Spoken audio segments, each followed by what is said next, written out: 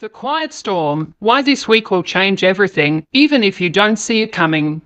Most people won't see it coming. And that's the setup. This week, subtle yet seismic shifts ripple through the cosmos. On the surface, it might feel like nothing special, just another 7-day cycle in April. But beneath that stillness, something is moving. Something ancient. Something intentional. And for those attuned to more than just logic and light, this moment isn't to be ignored. In fact, overlooking it could hit harder than anyone expects. The sky is whispering, but the question is, are you listening? We're entering one of the most misunderstood phases of the lunar cycle, a time not of reflection, not of illumination, but of silence. The moon this week isn't offering clarity. It isn't handing you insight. It's withholding, watching, testing what you'll do when the lights are off and no one's guiding the way. This is a week of quiet decisions, ones that might seem rational, even divinely guided, in the moment, only to begin unraveling days later. Because we expect the moon to lead. But this week, it doesn't. And that changes everything. Let's talk about Mercury. On April 19th, Mercury climbs to its highest point in the morning sky. Astrologers call it maximum elongation, a fancy term that means the messenger planet is shining bright, visible just before sunrise. But don't be fooled. Just because it's high doesn't mean it's clear. Just because it's visible doesn't mean it's honest. This week, Mercury is bluffing. You might feel like you've hit a mental breakthrough, like everything suddenly makes sense. You may feel sharp, decisive, confident. But many of those thoughts aren't coming from clarity. They're bubbling up from emotional static, subconscious scripts, or buried desires disguised as logic. The confidence. It might not be yours. It might be your inner child speaking, or your shadow self whispering in a voice that sounds just like reason. And right on cue, the moon enters its last quarter phase on April 21st Street. A phase most people sleep through, ignore, or spiritually bypass. But not this time, not if you're paying attention. This moon, it's not gentle. It's not here for your journaling rituals or shadow work checklists. It's not interested in your deep breathing or your positive affirmations. This moon is raw, reactive. It's the scream that was never released. The frustration swallowed in silence. The quiet sacrifices you made just to keep the peace. This week, that peace fractures. You might find yourself snapping over small things, a dish left in the sink, a delayed text, a routine task that suddenly feels insulting. Or maybe it'll be subtler, a strange urge to ghost everyone, to cancel plans without explanation, to sit in silence and not know why. You might even start rebelling against your own carefully curated life. The routines that once made sense now feel like a cage. This is not a breakdown. It's a breakthrough, and if you feel childish, dramatic, reckless, good. That means the mask is slipping. That means your inner child is done pretending. Because sometimes, healing looks like regression before it becomes rebirth. Now let's return to Mercury. On the same day the moon reaches its last quarter, April 21st, Mercury hits its greatest elongation west. Translation: Mercury begins to pull far from the sun. It's running from light, from clarity, from conscious understanding. It's slipping into symbolism, into shadow, into surreal space. And the moon, she's fading too. Two cosmic bodies withdrawing. Two forces of insight going dark. This isn't coincidence, it's choreography. Imagine you're sitting in a theater.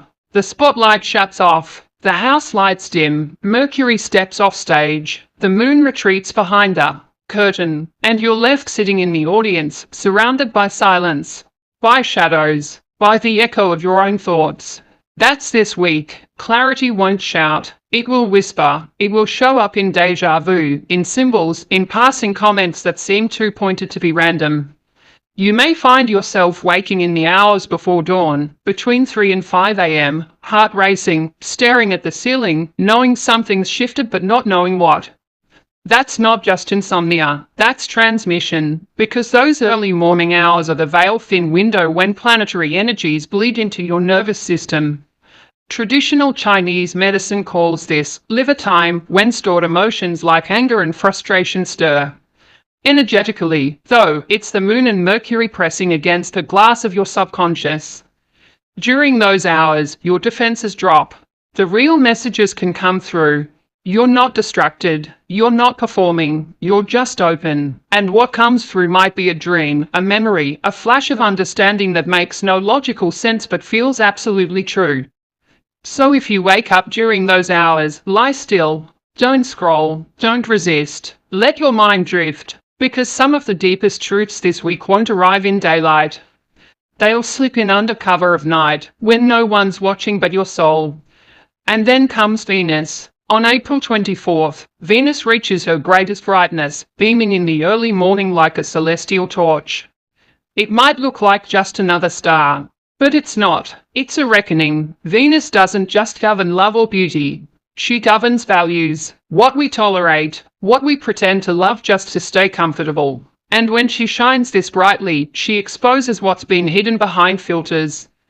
The timing is intentional. This light follows Mercury's retreat, follows the moon's withdrawal. Just when you've been softened by confusion, slowed down by fog, Venus lights up the truth.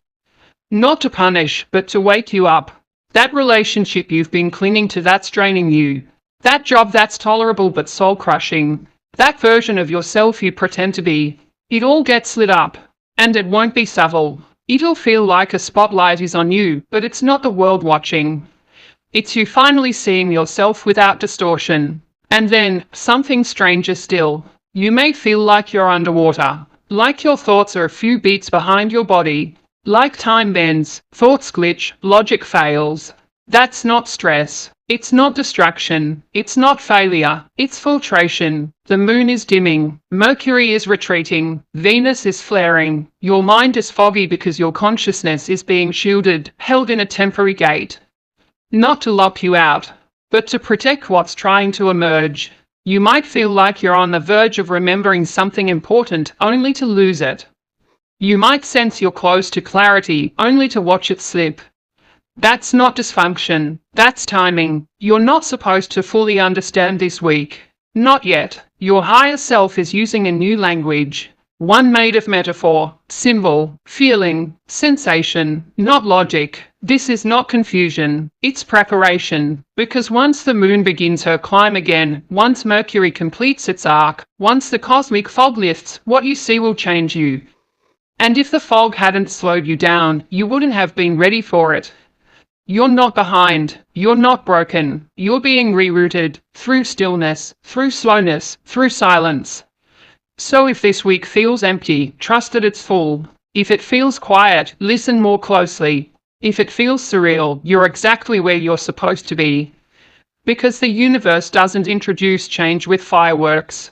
It begins with a whisper and waits to see who's listening.